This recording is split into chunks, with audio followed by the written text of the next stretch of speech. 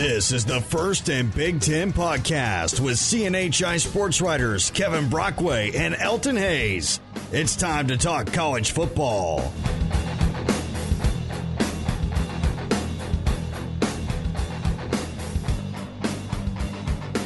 Welcome back to the First and Big Ten podcast. This is Kevin Brockway from CNHI Sports Indiana with Elton Hayes from CNHI Sports Pennsylvania. And Elton, obviously a big week upcoming, and the biggest one is the one that you'll be covering, Penn State versus Ohio State, which will, obviously put another notch into, the East race and figuring out who's going to win this thing. Penn State staying alive with a big win over Indiana last week. Indiana gave them all they could handle, but Penn State pulled it out 34-27. I know you were at that game. Yeah. What were your thoughts about Penn State surviving, particularly with KJ Hamler going down? Well, look, man, after the game, several of the players were talking about this key fourth quarter drive. It was an 18-play, 75-yard, 9-minute and 1 second long drive that Penn State capped with a 1-yard touchdown run by Clifford to kind of seal the game. And, they were, all year kind of talked about the running game and the line establishing its dominance and just kind of imposing its will. And they were able to do it. So a lot of people were very pleased with the fact that they were able to get that type of production out of that offense. Like you said, without losing to KJ Hamler. He's their leading receiver. He's the most dynamic playmaker on the field for Penn State whenever he's on there. And, he left in the end of the first quarter, kind of landed awkwardly on his head and neck on a kickoff. And he didn't return. But, Penn State was still able to turn to some other weapons and get the win against a really good Indiana team. Yeah, and, Sean Clifford, he wasn't his most accurate. He was 11 of 23, 179 yards. But I thought some of the plays he made with his legs in key situations really, what was part of the difference in that final drive. And then also Journey Brown, 21 carries for 100 yards, came up big as well. But I thought Clifford really showed some good leadership and some good moxie there in the fourth quarter when they really needed him. He did. And, this was a good win for him because, the week before out in Minnesota, he threw 3 interceptions. It wasn't his finest moment, in his first year as a starter. So for him to come back out and to just really, he accounted for 3 touchdowns, was just really, the driving part of that offense. And like you mentioned, Journey Brown. But for him to come out there and to bounce back with the win in that fashion and to play such an active role, be an active participant in that offense, I think it's going to go very far for him in his psyche. I talked to his roommate, Tariq Castro Fields, after the game to just kind of see what the attitude was like in that in their apartment. And then he said, he was very encouraging of Sean.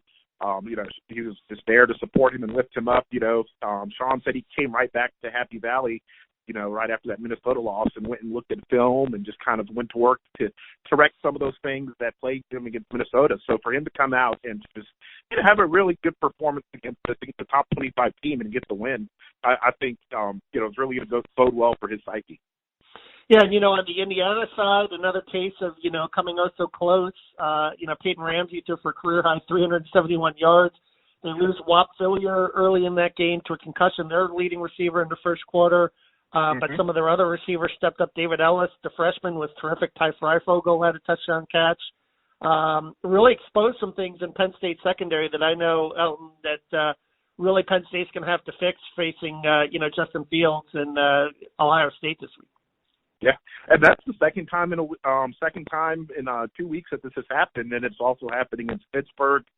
Shea Patterson had he prior to this performance this week, when he played Penn State, he threw for, I believe, 340-something yards, which was a career high for him. But, the secondary and tackling issues kind of plagued the Penn State defense. That's something that they're going to have to work on. Cornerbacks and safeties kind of playing out of position. Just playing soft in the middle. And a team against Ohio State, you cannot take those chances because they're going to make you pay for it. So that's something that I'm sure Franklin and, the defensive coordinator, Brett Fry, is going to work on and kind of drill and hammer home to those guys so we can practice before they head over to Ohio State. Yeah. And turning to the West, Minnesota, which seemingly was in, controlled division, they drop a game at Iowa, number 8 versus number 20. Finally, kind of the they've been kind of living on the edge throughout this season with a lot of close games, and this one came back to bite them. They got in an early 20-3 hole and really couldn't overcome it. Tanner Morgan, was good, 368 yards passing, but just couldn't come up with really the big plays down the stretch when they needed the big stops. He got hurt late in that game. They had to go to their backup quarterback Kramer on that last drive, and he threw kind of a desperation pick. So for Minnesota now, they still can control their own destiny, but the race gets a little tighter in the SEC West with Wisconsin beating Nebraska this week. Yeah, well, it's down to that Wisconsin Minnesota game here at the end of the season. Minnesota kind of controlled its own destiny, and I still consider Minnesota to be a favorite, but they're going to have to play flawless in these next couple of weeks to earn that trip to Indianapolis for the Big Ten championship game. I thought it was interesting. You look at Bolton Gophers' offense. It outgained Iowa 431 to 290 yards. It earned 6 more first downs, but Minnesota fell down 20-3 there in the second quarter. It was never able to really overcome that deficit. No question. And look who's coming back for Wisconsin. Jonathan Taylor, 25 for 204 and 2 touchdowns to lead Wisconsin to that win. And, somewhat revive his faint Heisman hopes. He's had a, excellent season, obviously, on a team that, if they could somehow come back and get to the Big Ten title game, maybe he'll kind of get back into consideration for the award, although I think Justin Fields is a guy from the Big Ten now that's clearly going to be invited to New York. But, certainly a good job by Taylor. And if Wisconsin's going to come back and win the West, they're going to have to do it, behind Taylor. And certainly, Cohn is going to have to step up as well at quarterback. Yeah. Well, you look at Taylor's numbers this year, 1,463 yards rushing, 17 touchdowns. Just in the last 2 weeks alone, he's rushed for 454 yards, and he's averaging over 8 yards a carry. He's a phenomenal player, but, against the likes of Minnesota, which has a really good defense, they're going to have to depend on more than just him to get him past that hurdle if they want to win the conference. And, Jack Cohn, I know he's young, but he's going to really have to just kind of enhance his game and step it up if they're going to be a player here. Yeah.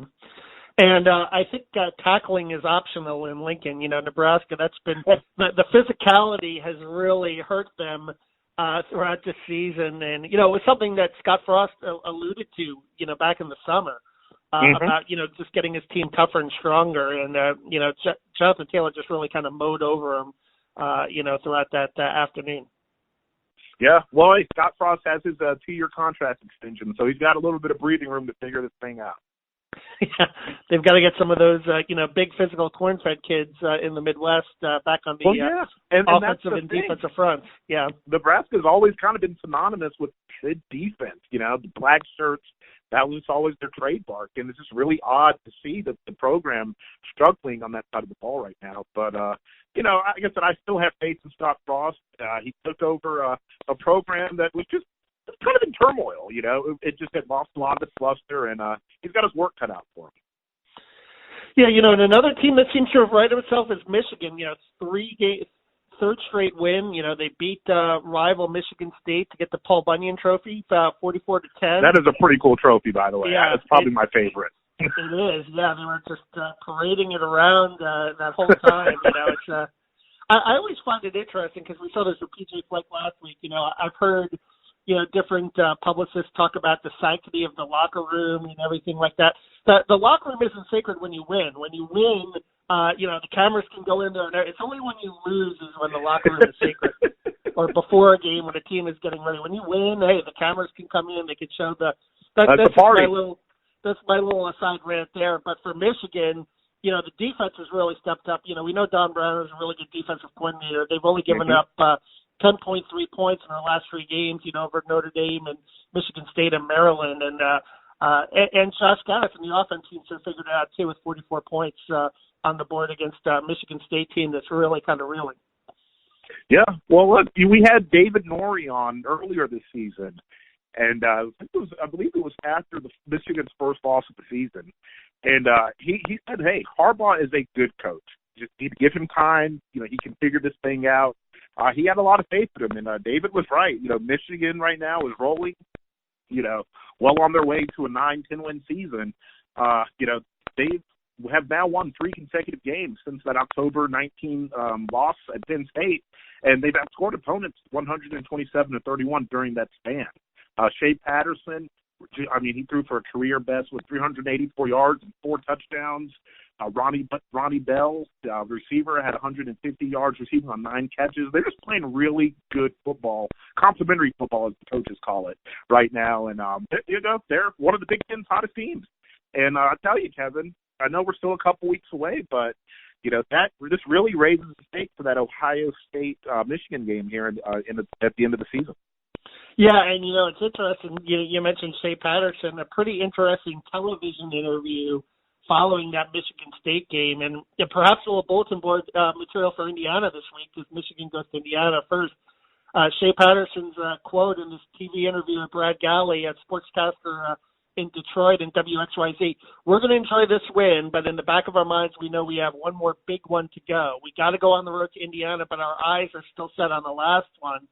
It sounds like Patterson's already looking ahead to Ohio State. Yeah, and I can guarantee you Tom Allen is playing that on loop and posting that on all of his players' locker rooms there at Indiana.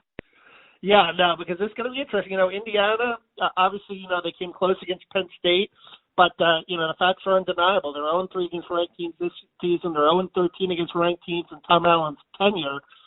They get one more opportunity, certainly in the regular season, against number 12 Michigan. It's going to be Senior Day at Memorial Stadium, and the last 2 times that Michigan has come to Bloomington, they've won in overtime in both of those games, so it's gone down to extra time. So certainly this Michigan, for as well as Michigan is doing right now, they can't take Indiana lightly. No, and, I said, I know you covered them all year. I got a chance to watch Indiana last week. I was just very impressed. If you would have told me that Indiana would lose Whop Phillier there early and still make it a 7-point game, I don't know if I would have believed you. But, you mentioned they've got guys like Ty Freifogel. He had 101 yards. David Ellis. David Ellis, 85 yards. Receiving, Stevie Scott is another guy, running back who's put together a really good season. And on defense, they're playing very well. So it's not a team that Michigan should take lightly. And, Indiana, I just looked at the rankings again, and they're sitting right on the cusp of cracking the top 25 with 47 receiving votes. So people are believing in Indiana. They're playing great ball. And, they're not a team that you really want to face right now. And on top of that, take lightly. Yeah, no question. Last week they're ranked in the top 25 for the first time since 1994. They fall out of the rankings, but certainly this is a chance to get them back in. But they're going to have to do a better job shadowing the quarterback. Clifford hurt him on some runs, and Shea Patterson is another guy that's pretty mobile as well. Yeah, definitely. All right, so when we come back, we will have our thumbs up, thumbs down segment. This is Kevin Brockway from CNHI Sports Indiana with Elton Hayes from CNHI Sports Pennsylvania on the First and Big Ten podcast. Sounds good. All right. What time would be good to reconvene this afternoon and finish this up for everyone? Anytime for me, really. How does 3:30 sound? Is that going to be too late? No, 3:30 is fine. Yeah, for me. Yeah. Get the latest Big Ten, IU, Purdue, and Penn State football news by following the guys on Twitter. Kevin is at Kevin Brockway G1, and Elton is at EHDC12. Okay, welcome back to the First and Big Ten podcast. Kevin Brockway from CNHI Sports Indiana with Elton Hayes from CNHI Sports Pennsylvania. Our thumbs up, thumbs down segment this week, Elton. A lot of really good individual performances, and I'm going to begin with my first thumbs up. Shea Patterson from Michigan, 24-33 passing, 384 yards and 4 touchdowns. Really looks like he's rounding into form here in Josh Gaddis's offense in Michigan in general, extending their 3-game winning streak, winning the Bunyan Trophy. They look pretty strong right now offensively. Yeah, and he's played a big role in that. I think you highlighted a good point when you mentioned Gaddis' impact on him. It looks like they're finally starting to get on the same page.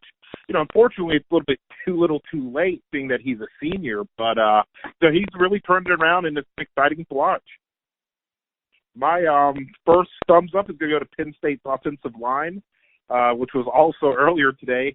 Penn State head coach James Franklin said that the offensive line was the offensive player of the week. The offensive line played a huge role in a fourth quarter, 18-play, 75-yard, 9-minute and 1-second drive that put Penn State up 2 scores on Indiana to kind of help them ice that game. So that type of production is just incredible, and the offensive line gets my first thumbs up of the week. Yeah, no question. And I thought from observing that game and watching that game that it was very apparent late in the game that that's where the advantage was, offensive versus front seven. And that's where Indiana, and Tom Allen even addressed this with me in the offseason when I had a one-on-one with him talking about, the depth in the defensive front. And that's, basically where I think they've identified in future recruiting classes is just getting a little more size and depth up there so they could come up with a big stop in the fourth quarter. But no doubt, credit to, Penn State's offensive line as well for being able to do that. So my second thumbs up is going to go to Jonathan Taylor. Who else, right? 24 times for 24 carries, 204 yards, 2 more touchdowns. He's just put together a sensational season. Certainly, Heisman-worthy season, whether he gets it or not, remains to be seen. I think, Wisconsin's going to have to get to the Big Ten title game for him to have a chance. But no doubt, he's putting up some superior numbers. He's probably one of the, if not the best college running back in football. First FBS player to rush for at least 200 more yards against a single opponent 3 times in his career when he did against Nebraska. Just looked terrific out there. No, and, it was kind of good to see him get those 2 touchdowns this week. I believe last week he rushed for 250, but he didn't get into the end zone. Just to see him get those 2 touchdowns, it's going to be pretty rewarding for him and for the team. But he's just playing at a high level. And, the season about to end, and he does not seem to be showing any signs of fatigue or wear and tear. He averaged 8.2 yards per carry with a long of 19. He also had a couple of receptions. So, he's really just, added another notch in his tool belt with his receiving skills. But Jonathan Taylor's definitely been a good story in college football this year. My second thumbs up is going to go to Indiana wide receiver David Ellis, the freshman who I'm sure you know well. But losing Whop Phillier early against Penn State, many would have thought that would have set that receiving core back. But Ellis had a really good game, 85 yards, I believe, on 7 catches, and just really got comfortable as the game went along. So for a freshman to step into that environment and with those stakes and to perform as well as he did, I think earns a thumbs up. Yeah, and, Indiana offensive coordinator Kalen DeBoer said this week, it took about a series or 2 to adjust, but he felt like he was very proud of David Ellis and Ty Freifogel, who also had a really good game. Some of those other receivers, stepping up with Whop Phillier being out. And unfortunately, Phillier is still in concussion protocol. His status is questionable for Michigan. So my final thumbs up is going to go to Evan Hall, of a freshman running back from Northwestern. First career start, 24 carries, 220 yards, and 4 touchdowns. Now, granted, it was against UMass, but for a Northwestern team that's been struggling all season, they needed something positive, and Evan Hall certainly delivered on Saturday. He did. I was really happy to see that. Northwestern's been a team that has just really struggled on offense this year. And for him to jump in there, and like you said, we got to consider the opponent, but for a freshman to jump in there and have that type of impact, 220 yards and 4 touchdowns, it's got to be great. Averaged 9.2 yards per carry, scored on runs of 46, 38, 31, and 6 yards. And, Pat Fitzgerald was really happy for him. It was kind of just, the post-game notes I was reading his quotes. And he said they're obviously depleted at the position. And for him to go out there and play the way he did, was very impressive. He said he had a great week of practice last week. He earned the starting role. Definitely happy to see him have that success. And Northwestern picked up its second win of the year. My third thumbs up is going to go to Wisconsin kick returner Aaron Cruikshank, guy tallied 133 yards on 3 kickoffs. Had a touchdown, scored on an 89-yard kick return to, help Wisconsin get past Nebraska. So, he had a big day, and I think he's worthy of a thumbs up. Yeah, no question. Elton, certainly a big day indeed. And now moving on to our thumbs down. My first thumbs down is going to go to the Nebraska run defense. Jonathan Taylor ran all over him. You knew that was your job coming into the game to stop Jonathan Taylor. They didn't do that. They gave up a total of 273 rushing yards all told and 187 passing yards. Just the tackling isn't there. And for a Nebraska team that really needs to show a little more physicality in the future as Scott Frost continues to recruit and build this thing back up. Yeah, no, that it's you wonder when it's going to happen. Like we mentioned, earlier in the podcast, they signed him to that extension, showing that they've, committed to his rebuilding efforts. But I'm sure the folks in Lincoln want to see a return on their investment. They got 2 games left. They need 2 wins to become bowl eligible. So we'll see. I guess we'll find out in a matter of time. My first thumbs down is going to go to Michigan State's offense. It's been a sore spot all season long for the Spartans, but they were just very, very lackluster again. They only were able to produce 10 points against Michigan, losing 44-10. The offense only totaled 220 yards and went 2 of 13 on third down, and Brian Lewerke threw 2 interceptions. Yeah, Michigan State is just right now. They're just really reeling. There are a lot of questions now about Mark D'Antonio's job status. He says that he wants to stay and be part of the solution. But I think he'll have to make some changes to his offensive staff because, they're just not getting it done. There was a lot of pressure for him to change last year, and that certainly didn't work out. So Michigan State is where they are at 4-6 and just struggling to try to make a bowl game. My second thumbs down is going to go to Indiana special teams, which I thought played a big outcome in the game. They had a chance in Beaver Stadium to pull off the upset. You get a quick 3-and-out to start the game. Your defense, you have a little momentum, and then Whop Philyor muffs a punt. Now, Philyor was injured later in this game, but, this isn't the first time that Phillyor's kind of had an adventure returning punts, and there's been a lot of questions, particularly to special teams coach William Inge and to Coach Tom Allen, as to whether Whop should still be returning punts. Reese Taylor's back healthy. He handled it for the rest of the game, and I'll be curious to see if they kind of stick with Reese Taylor from here on out to the rest of the season. But then also in the third quarter, the fake punt call as well. There's a little miscommunication there with Sean Ratcher, who's a true freshman, long snapper. He's done a really good job all year long, but apparently they got their signals crossed there. But nonetheless, another key special teams mistake. Those 2 mistakes really played a huge outcome in that game. Yeah, Penn State scored 14 points off of those mishaps. Like you said, the fumble there, the Whop Philyor fumble, and then the turnover downs on the fake punt snafu. So that's, Indiana lost by 7 points. They kind of gifted Penn State 14 points with those special teams mishaps, so no argument with me there. My second thumbs down, I know this will sound bad because they were going up against Ohio State, but Rutgers, they're still showing no signs of life. Ohio State pulled the starters early in that game. Rutgers still struggled on offense, 231 total yards, 6 of 18 on third down attempts, 5 penalties for 55 yards and 3 turnovers. So Rutgers is going to get my second thumbs down of the week. Yeah, they were at home in Piscataway. They did score a few touchdowns, but certainly no match for Ohio State.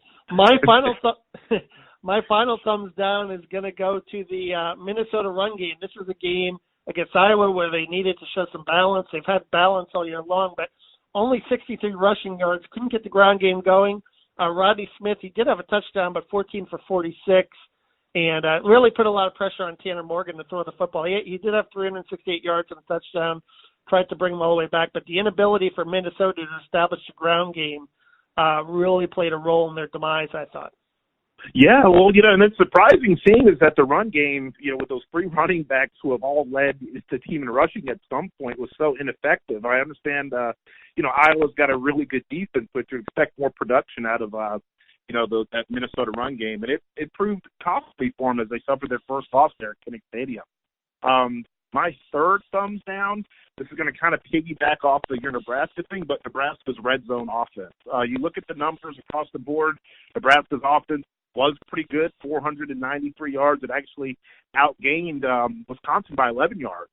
Adrian Martinez was 220 yards passing, but just their inability to punch it in the red zone costed them again. So Nebraska's red zone offense is going to get my third thumbs down.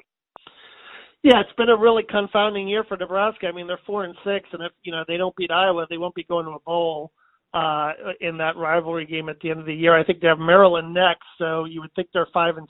But at that point, you've got to wonder if they're gonna make it in there and get to a bowl game. And if not, I think certainly they'll be. Even though Scott Frost got that extension, I think some Nebraska fans aren't going to be happy about that. Well, that's my thing.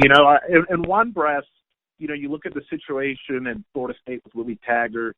You look at the situation in Arkansas with Chad Morris, and you're like, okay, you understand, especially, I guess more so with Morris not winning an SEC game in 2 seasons.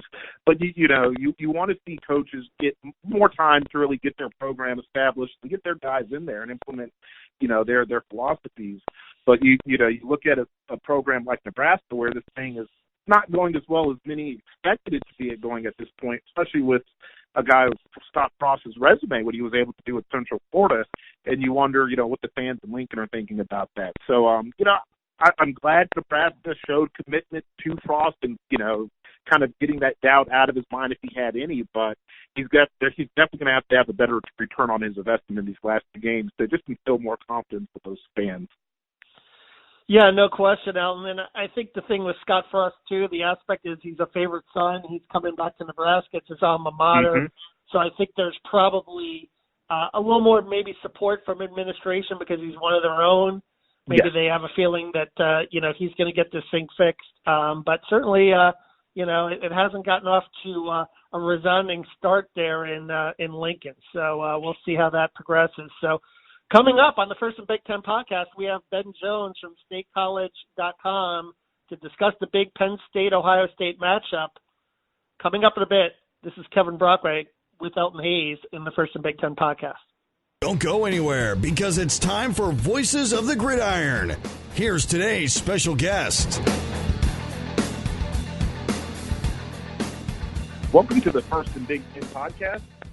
This morning we have StateCollege.com's Ben Jones with us. He has covered Penn State for nearly a decade. We had him on a few weeks ago.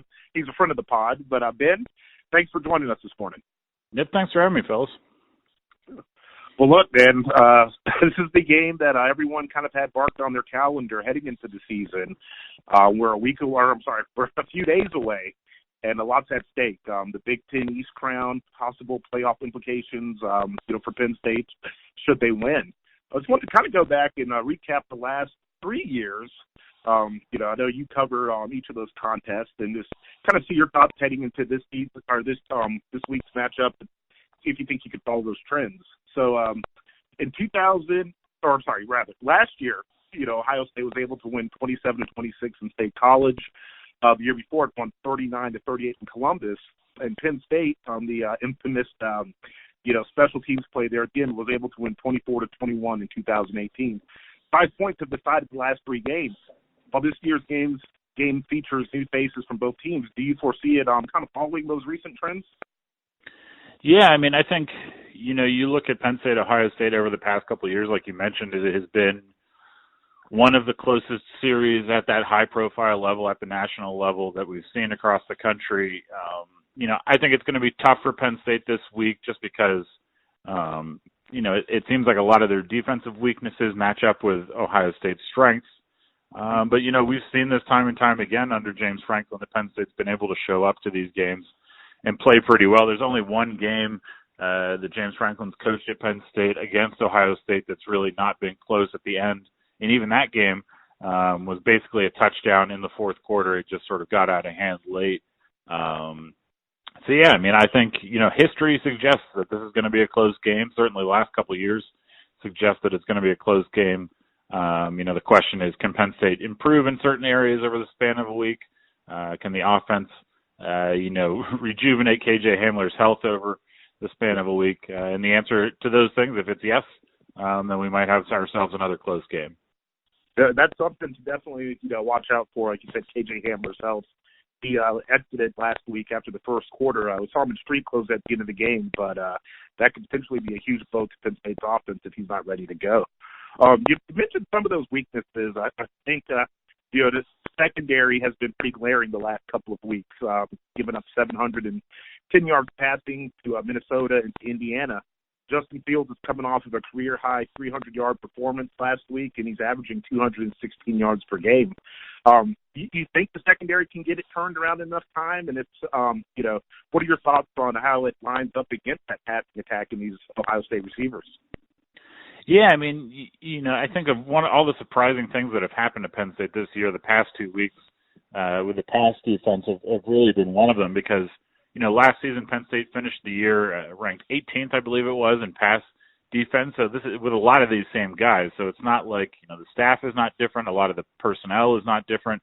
They've really struggled. I think maybe if you look at the teams they've played, Minnesota throws the ball pretty well and had a really good day throwing accurately in that win. And Indiana has been over the years, even when they haven't won tons of games, they've been one of those teams that's been able to really kind of get it done through the air. So I think those things contribute a little bit. But if you look at Ohio State, Justin Fields, the weird thing about that a little bit is, you get into the backfield, flush Justin Fields out of the pocket, but then you've got to deal with his legs. So it's sort of a pick your poison. I think it's a big sort of obstacle for Penn State to overcome, to figure out a way to, get to him, get some pressure on him. They did that last year. In that game, they were able to get into the backfield, but, can they do it 2 years in a row? And then when they do, can they track him down? That's going to be a big question. Hey, Ben, Kevin Brockway from CNHI Indiana. You talk about pressure on the other end. Chase Young, I guess, somewhat conveniently comes back for this game for Ohio State after the 2-game suspension. How do you view it on the other side in terms of Indiana's offensive front dealing with Ohio State's pass rush? Yeah, I think that's going to be the challenge. The irony here a little bit, or not irony, but the sort of odd wrinkle is that last year when Bosa was suspended for the game against Ohio State, Chase Young was the guy who came in and played in that game. I believe he got 2 sacks. So Penn State's seen Chase Young before, which, you can see him on film, you can see him in person. It doesn't mean you can necessarily stop him. So I think, they're going to have their hands full with him because everywhere you look on that defense, there's guys that can make plays. Chase Young is one of the few guys that gets that sort of Heisman talk of a defensive player. He's not going to win it, but just the fact that he's played so well to be able to garner that sort of recognition speaks a lot to how well he's played. I think Penn State's done pretty well at the tackle spots this year, but ultimately, they have not really seen a defensive front, and they have not seen a player like Chase Young all year. So they're going to have to be on their best just to kind of hold him back. And I thought, last week in the Indiana game, Sean Clifford really kind of willed Penn State to win in a number of ways with Hamler going down. He found a way to scramble. He found a way to just come up with big plays. He's going back to his home state. Obviously he's a Cincinnati kid. Now, how key is just kind of his leadership going to be in this game and obviously, keeping the team a little steady through, the adversity that they might face, particularly road crowd and, facing the number 2 team in the country? Yeah, I think, you look at any football team and so much of the leadership qualities about how you play on the road come down to your quarterback. Is he poised? Is he comfortable? What kind of message is he telling you before the game? There's no doubt, I talked to Sean Clifford before this season, and he was mentioning this Ohio State game. He was mentioning the 2 losses that they had over the past 2 years in the final couple of minutes, and sort of how that makes him feel. You always want to, I think it's important for him to start well, so you don't want to ride the emotions too far or too hard into the game because, ultimately Ohio State's very, very good, and Sean Clifford has to be very smart with the ball on Saturday. But I think there's no doubt one of the things that he has done well all year is be a leader, be a guy that they can lean on. And I think he's continuing to grow into that role as a guy who's really only started a few games now, basically, obviously through his first full season as a starter, and you kind of learn how to do that. But I think ultimately, you look at the year he's had in terms of making smart decisions. Minnesota is really the only game that he's struggled in that department, and I would imagine that he will be prepared on Saturday, and that'll certainly start with getting the guys behind him and in front of him ready as well. Hey, Ben, it's Elton again. Through 7 Big Ten games, Penn State's defensive line has recorded 22 sacks. 10 of those came against Purdue. And over the last 2 weeks, or the last 2 games, the defense has counted for 3 sacks. You got guys like Deportes Gross-Matos. He had a sack last week. Shaka Toney, Antonio Shelton on the defensive line, a formidable opponent. A key to Penn State's success is obviously going to depend on its ability to get to field. The Buckeyes are allowing 2.2 sacks per game right now. How do you see this matchup in the trenches unfolding? Yeah, I mean, Penn State's going to have one of its better games up front on the defensive side of the ball, because if you give Justin Fields a lot of time, it's going to be like any good quarterback. You're going to wish that you hadn't. I think, it'll be interesting because the past couple of weeks we've seen teams that have been pretty eager to get rid of it quickly. And I think, Ohio State could be one of those teams that tries to hang on to it in the pocket a little bit and let plays develop down the field. The question is, can you stay in coverage? Can you get into the backfield? And again, if you flush Fields from the pocket, do you have guys in front of him to chase him down because he's someone that, we talk about Sean Clifford running the ball. Justin Fields is certainly, equally as good of a runner, probably even better. There's probably not any doubt about that he's a better runner than Sean Clifford. So, I think, good players show up for these kinds of games, and Penn State's defensive front, for whatever kind of year that they have been having statistically, they've got a lot of good players up there, so I would expect them to be ready. But the question is, when you get back there, can you get some hands on Fields? Final question for you, Ben. Entering week 10, entering week 13 now, Penn State's sitting at 9-1 on the season, 7-1 in conference play with a very young team. A lot of people expected this team to really break out next year. I say that it's well ahead of schedule. After taking everything in and seeing where it's sitting now for the the ending weeks of the season, what would you say are some things that have kind of surprised you the most about the way the season's unfolded? Yeah, I mean, I think I'm just surprised that we've gotten to this point. I think ultimately, you've got Penn State picking up its highest playoff ranking ever.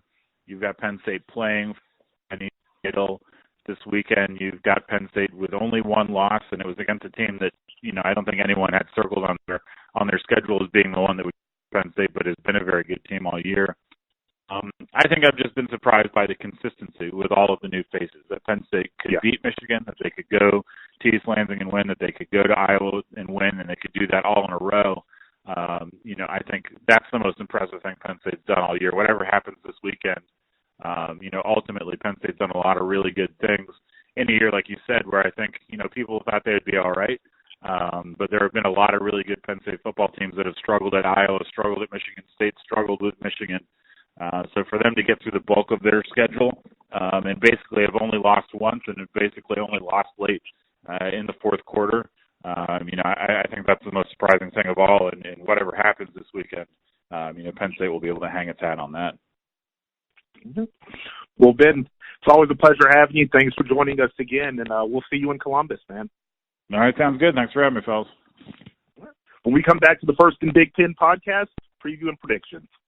Want to see more from Kevin and Elton? Subscribe to a CNHI newspaper near you.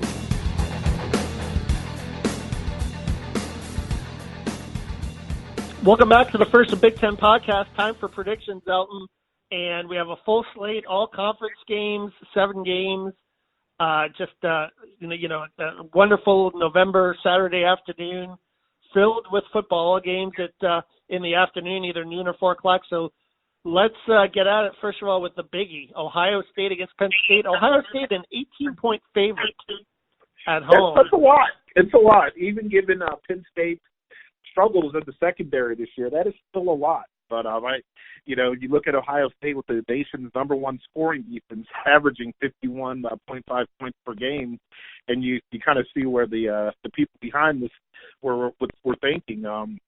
I've covered Penn State for 10 games this year.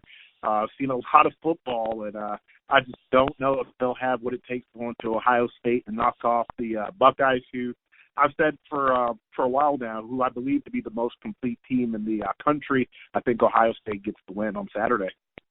Yeah, and as we discussed before, Chase Young conveniently coming back, that's going to help Ohio State's defense. Well and rested. after, and plus, Ohio State was rested. Technically, we alluded to, in facing Rutgers, they pulled a lot of their first stringers. Whereas, Penn State was really in a dogfight last week against Indiana, having to pull out that win at home. I'm sure that took a little bit out of them. I think Ohio State's going to win. I don't know if they're going to win by 18. Penn State might keep it a little more competitive. But I agree. I don't think it'll be 18 points either. But I think you and I are both in agreement on Ohio State there. So Illinois and Iowa. The game is in Kinnick Stadium in Iowa, and Iowa obviously coming off that huge win over Minnesota. Will they have a letdown like Minnesota did? I guess a good thing about Iowa is they're at home, but we've discussed Illinois. One of those improving teams in the Big Ten. Lovie Smith, he's got them at 6-4. They're kind of playing with house money. They already have a bowl bid. Iowa's a 15-point favorite at home. I still like Iowa in this game to kind of end that Illinois momentum, but I think it's going to be a pretty competitive game as well. Well, if you're Illinois, there's a good and bad here. The good is you're not playing at night. The bad is you're still playing at Kinnick Stadium. With Minnesota can attest, that's a pretty daunting environment. I think Iowa's playing well right now. Iowa finally appears to have found its offense. So I think they're going to cruise to another victory. Yeah, I mean, the key, I guess, Illinois is just not turning it over. I mean, Illinois has had these loud turnovers. That's how they came back and beat Michigan State, was certainly the pick six in the fourth quarter. They did it against Purdue. They had a pick six. As long as Iowa takes care of the ball and Nate Stanley is efficient with it and they don't turn the ball over, I think Iowa is definitely the better team. So I'd expect Iowa to roll there. Moving on, Minnesota against Northwestern. We'll see if P.J. Fleck can get things back on track. Northwestern obviously finally broke that long losing streak, but this isn't UMass. No, it's not. A little bit of a step up in competition, so I think Minnesota is going to come back a little hungry, a little angry off that loss to Iowa, and they should win big. Yeah, you talked about the Minnesota run game when we did our thumbs up and thumbs down. I think Minnesota finds its footing again on the ground and kind of rides that to a victory. I do not see the Golden Gophers suffering a second loss in a row with this matchup this week. Michigan State and Rutgers, two struggling teams. Rutgers has struggled all season. Michigan State has struggled in the last month. Something has to give. Michigan State's still a 20.5-point favorite on the road in this game. Is this a game where Michigan State kind of refines itself and gains its footing? They still can play for a bowl game. They've got this game and they've got Maryland. If they win that, they'll probably be 6-6 and end up going to Detroit in beautiful Ford Stadium, stay close to home, and play in the Quick Lane Bowl. But first, you have to get past Rutgers. I think they do it. Yes, we've said all year long Rutgers is a good sounding board for opponents, and this sets up nicely for Michigan State and Mark D'Antonio. They're going to go out there and impose their will, and kind of finally look for that first complete game and more. I think they're on a 5-game losing streak, if I'm not mistaken. So I think we see Michigan State bounce back. I think Borky has a good game. I think that defense finally returns to its early season form. All right, yeah. So now moving on, Nebraska at Maryland. Maryland is a 4-point underdog. Nebraska 4-point favorite here. We discussed Nebraska's. They've been in a real tailspin of late, beginning with Indiana. They've lost to Purdue. They obviously got blown their doors off against Wisconsin at home. Is this the game where Nebraska finds itself Maryland? Two similar teams in that they started the season with promise and it spiraled downward quickly. Something has to give here. I'll take Nebraska at home. I think Adrian Martinez will find a way to pull this one out. Yeah, Maryland's getting this one off of the bye week. Unfortunately, I don't know if that's still enough time to address all the issues that has plagued this team the last couple of months. Nebraska has shown signs of life. We saw that last week, putting up 21 points. But I just don't see Maryland fixing all of those issues that have plagued it this season. I think Nebraska gets that 5th win and finds itself one win closer to bowl eligibility. All right, another big one here in Memorial Stadium in Bloomington. I'll be at this game. Michigan, number 15, going to Indiana. Michigan's an 8.5-point favorite on the road. Indiana, Tom Allen, 0-3 against ranked teams this year, 0-13 in his tenure. But, obviously came pretty close last week against Penn State, pulling off that upset. You got to figure it's going to come sooner or later for Indiana. And I kind of thought we've alluded to earlier in the podcast, I thought the comments from Shea Patterson were kind of interesting. This could be a game, a little bit of a trap game where you're overlooking Indiana and looking ahead to Ohio State. I'm going to go with the upset pick here. I'm going to say, a little bit of a homer pick here, but I'm going to say that Indiana's going to find a way to win this game.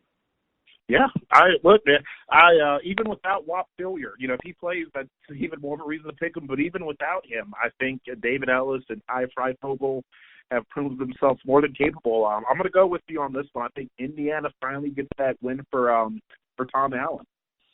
Yeah, I mean, it is amazing though if you think about it. Michigan's on a 3-game winning streak, and they haven't just squeaked by in these wins. The average margin is 32 points. So, I mean, Michigan is playing really good football right now, but they've been very good at home. I think the question is, can you take it on the road? I think turnovers could play a big part here. Indiana's been turning teams over more lately, and Michigan is a team that had turnover issues early in the season, but they've seemed to have cleaned that up a bit. But if Indiana can force a few turnovers in this game and, get some belief, I think they can pull this one out. Yeah, like I said, I'm picking Indiana to win. I feel confident in that. I would not be surprised to see that come to fruition on Saturday.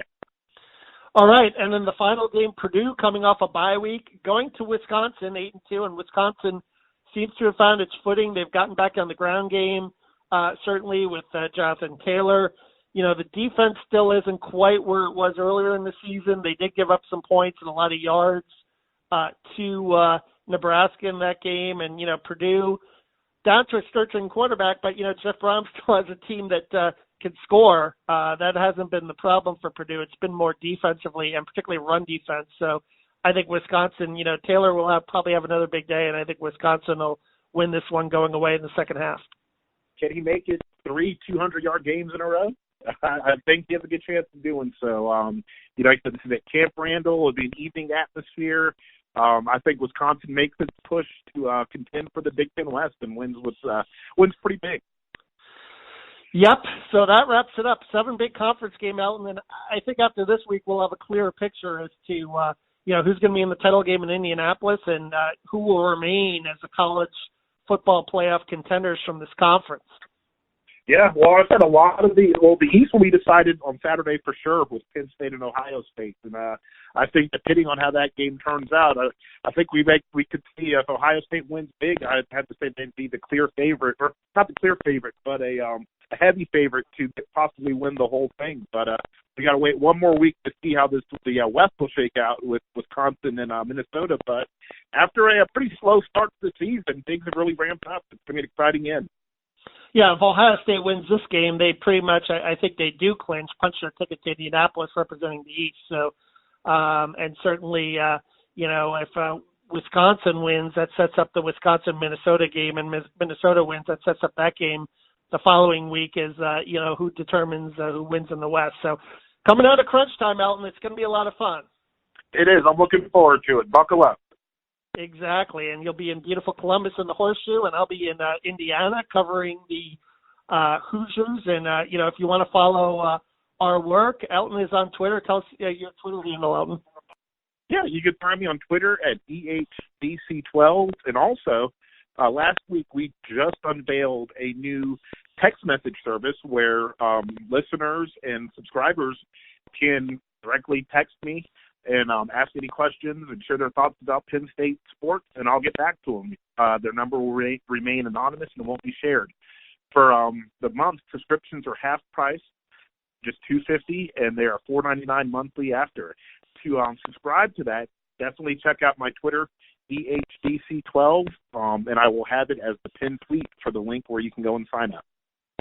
Yeah, that sounds like a lot of fun, Elton. You'll be, communicating away with the Penn State faithful. No question. I've already. We've had a good response. We definitely had a good response. It's been pretty active with people asking questions or sharing their thoughts on things. So it's been fun. Yes, very, very much so. So you can find my work at Kevin Brockway G1 for all the information regarding Indiana football, and I'll have some live tweets from the game and from the stadium as well. And one more thing, if you are listening to our podcast on Apple, we'd appreciate a rating. We would love for you to rate us, whether you like us, whatever stars you want to put beside it. That will help us in terms of our feedback. So we've certainly enjoyed bringing this podcast to you. It's continued to be a lot of fun, and, we'll be wrapping up football soon, but we'll be moving on to basketball as well. Yeah, it's crazy to believe, but, we'll be transitioning to basketball soon. 2 more weeks left in the regular season for football? And then it's on to basketball season with the Big Stuff podcast. So excited to continue this and, switch sports and talk and discuss it. Yeah, we already had our inaugural one as well with Mike DeCourcy a few weeks ago to preview, but we'll be building upon that and getting more guests as we go. So for the First and Big Ten podcast, this is Kevin Brockway from CNHI Sports Indiana with Elton Hayes from CNHI Sports Pennsylvania signing off.